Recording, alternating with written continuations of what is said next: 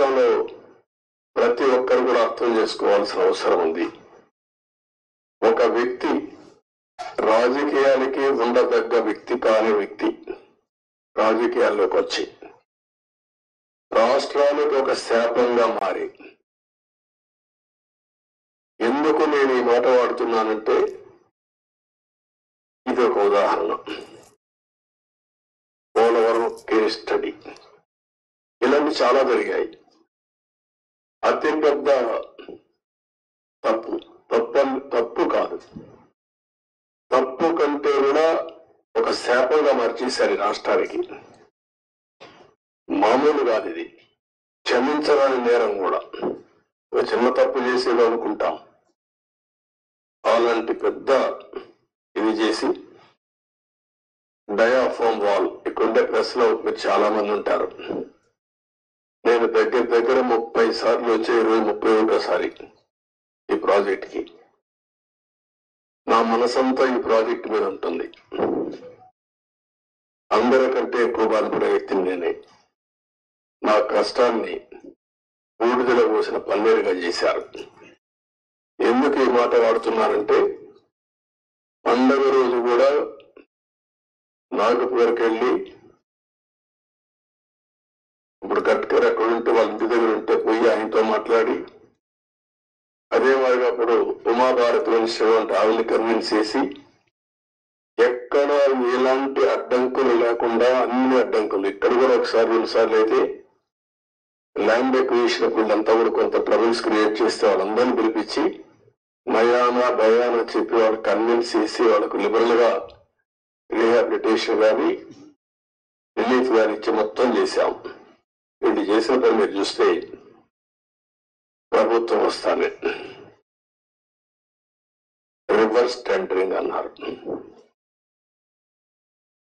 వచ్చిన వెంటనే అదే రోజు, ఒక మాటలో చెప్పాలంటే సేమ్ డే, ఏజెన్సీని మార్చేస్తామని చెప్పి స్టేట్మెంట్ ఇచ్చారు. 4-5 రోజుల్లో ఇక్కడి నుంచి ఏజెన్సీని వైండప్ చేసి బయట పంపించారు. ఉండే స్టాఫ్ అంతా మార్చేశారు. ఆ ప్రిన్సిపల్ సెక్రటరీ, ఇంజనీరింగ్ చీఫ్ అందరినీ మార్చేశారు. అక్కడి నుంచి ఎవ్వరికి తెలియని వ్యక్తులు పెట్టేశారు. ఇక్కడ 19-20 వరదలు వచ్చాయి. గోదావరి వరదలు వస్తే ఎంత తీవ్రంగా వస్తాయో మనందరికీ తెలుసు. 2 సార్లు వరదలు వచ్చి మొత్తం మీరు చూస్తే దగ్గర డయాఫామ్ వాల్ 4 చోట్ల బ్రీచ్ అయిపోయింది.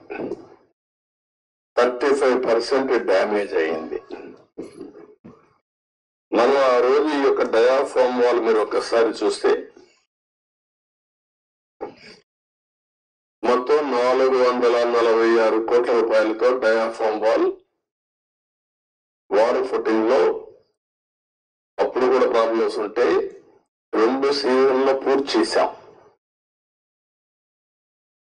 ఆ డయాఫామ్ వాళ్ళు కాపాడవలసినటువంటి ప్రభుత్వం కాపాడకుండా ఇష్టానుసారంగా ప్రాజెక్టు యొక్క ఫేట్ తో ఆడుకొని ఇప్పుడు మొత్తం ఈ డ్యామేజ్లు అయితే ఆ డ్యామేజ్ కూడా కనుగొనడానికి ఒక 1 year పట్టింది.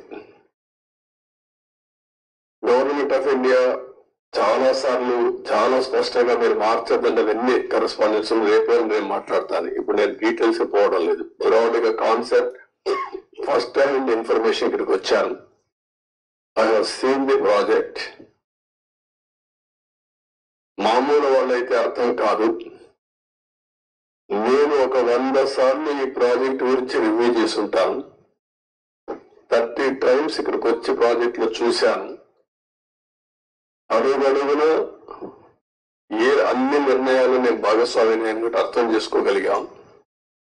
ఈరోజు ఒక పక్కన డయాఫామ్ వాల్ 3 bits లో పోతే ఇప్పుడు ఆల్టర్నేటివ్స్ ఏంటంటే మీనవేషాలు లెక్కేసే పరిస్థితికి వచ్చారు. ఇందులో ఆ 2 బిట్లు కానీ ఎక్కడికక్కడ ఒక parallel D wall diaphragm wall బయటికి ఎక్కడ డ్యామేజ్ అయిందో దానికంటే ముందు ఒక ప్యానల్ గా పెట్టి దాన్ని కవర్ చేస్తే 447 కోట్లు అవుతుంది. మామూలుగా మనం ఖర్చు పెట్టింది 446 కోట్లు. ఇప్పుడు రిపేర్ చేయడానికి 447 కోట్లు. ఓకే, మొత్తం దాని అప్పటికి కూడా గ్యారంటీ లేదు. ఈ డయాఫామ్ వాల్ ఈ ప్యానల్ గా 447 కోట్లు ఖర్చు పెడితే మిగిలిన భాగం అంతా పర్ఫెక్ట్ గా ఉంది, ఇంక ఇబ్బంది లేదు అనే పరిస్థితి లేదు.